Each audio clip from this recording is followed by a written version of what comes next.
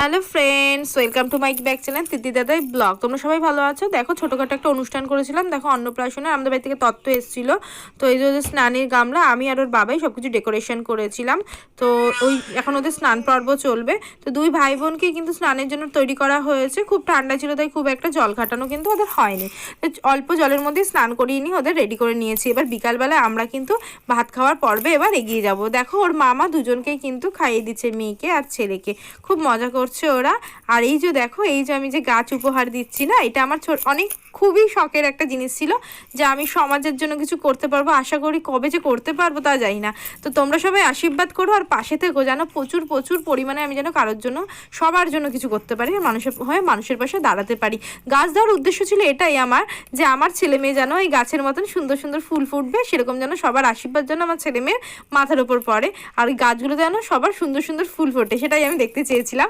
তো যাই হোক, এবার দেখো সবাইকে গাছ গিফট করতে আমি না খুব খুশি হচ্ছিলাম গাছগুলো দিতে।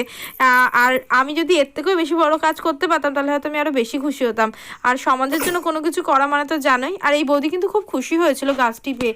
ও বৌদি ফটো তোলার জন্য এক্সাইটেড, বলছে আমি ফটো তুলবো। তো সঙ্গে আমি একটু দাঁড়িয়ে পড়লাম আর কি, ছবি তুলতে তো জানো কে না ভালোবাসে। তো দেখো আমার ওই স্টুডেন্টের মা ওরাও খুব খুশি হয়েছে গাছগুলো পেয়ে।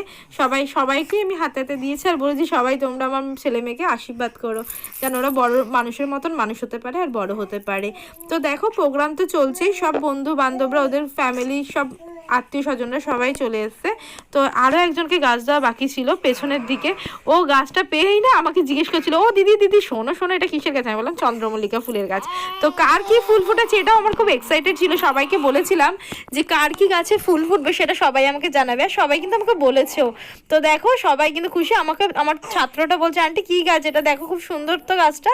তো এই জিনিসগুলো আশা করি তোমরা সবাই করবে আর এটা করা উচিত। দেখো আরও ছোটো ছোটো কতগুলো বাচ্চা কাচ্চা, ওরাও খুব মজা পেয়েছে।